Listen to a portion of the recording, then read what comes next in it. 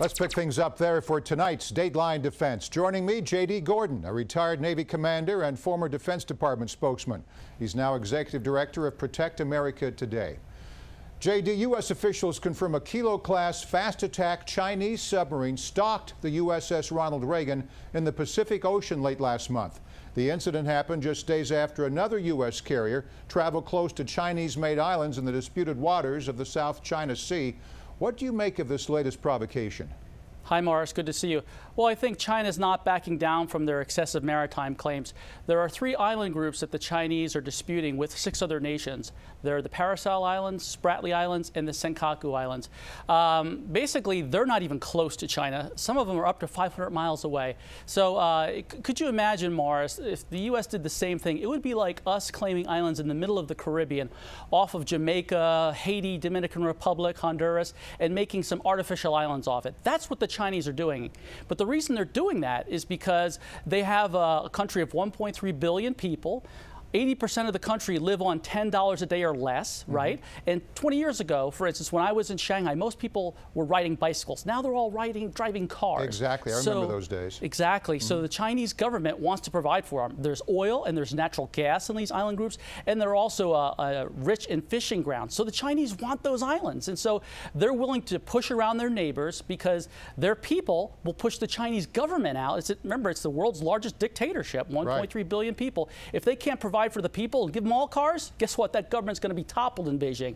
That's why they're so aggressive in pushing around their neighbors, because they want these islands because they're rich in oil, natural gas, and fishing grounds. There's an example right now on the screen. Tensions between the U.S. and China have been escalating for the last few years as the Chinese government continues to flex its military might. What are they hoping to accomplish? I mean, so far they're not getting much pushback, are they? Not so much. Except for us, we've been transversing the waters, but that's not saying much. Right. I think we're doing the minimum that we can to just make sure China doesn't take over these island groups whole cloth. Right. But long term, I believe that China wants to knock us off as a superpower. They want to do it without firing a shot. There's an excellent book on this topic, The 100-Year Marathon, by Dr. Michael Pillsbury of the Hudson Institute. It lays it all out in detail. Over a 100-year period, China wants to knock us off as the sole superpower. That's why they're doing things like these massive cyber attacks against us. That's why they're the #1 country for espionage against us. They're ripping us off as far as our military secrets, industrial espionage. Right. They don't have to pay for any of this. All the R&D money, we spend it, and they steal the ideas and the inventions and everything else. Now, right now, the tension between the U.S. and China seems to be a war of words, but do you think it will stay that way, or could a real fight happen, maybe even by accident, with this Spratly Islands and all the other things going on? It could, but probably not for right now. I think that when China gets stronger and as we get weaker, that's certainly a possibility down the road. You know, we've got $1 trillion in defense cuts right now, and China's growing their military. So as that balance of power shifts, then we could see some conflict, but for now, most likely not. All right, J.D., let's switch gears to the ongoing migrant crisis facing Europe. There's a huge disconnect in how the West and East are handling the growing demands to open their borders. Germany has welcomed the migrants with open arms almost, while Hungary built a fence. In a recent column, you said the response has more to do with history than with the nation's economy. Explain.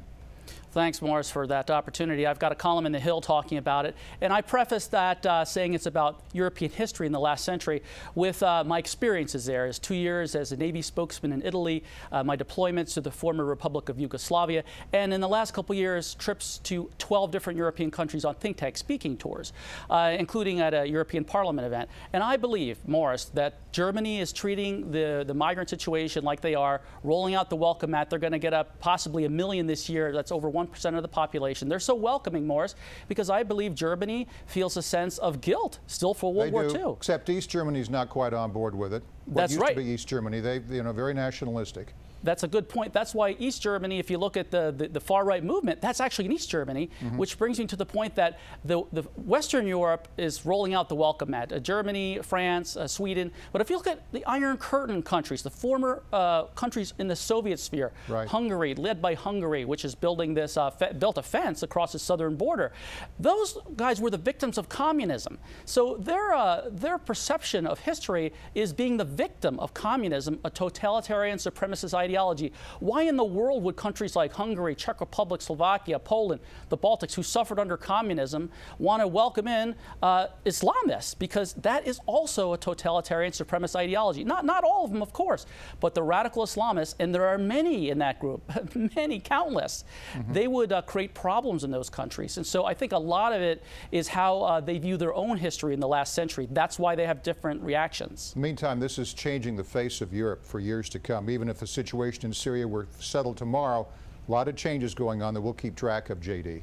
All right, before you go, I'd like to talk to you about the situation in Egypt's Sinai Peninsula.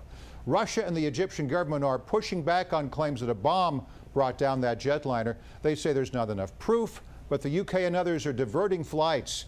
Is this a case of Russia and Egypt not wanting to admit there's terrorism, J.D., or are other countries jumping to conclusions? I think it was probably a bomb, too, if that's what British intelligence is saying. I think that's the most likely scenario. But Russia and Egypt have great incentives to say it's not. For Russia, if they admit it's a bomb, then Vladimir Putin gets put in the hot seat in Moscow. His critics will say, look, you brought this on us by the involvement in Syria. But he gets more support at the same time, wouldn't he? This is the sense of nationalism. Let's go back in, double down, and really attack all the ISIS and the other terrorists? Depends on how the political winds go. I mean, initially he'd get some support, but then there'd be blowback from people that say, hey, look, you got us into this.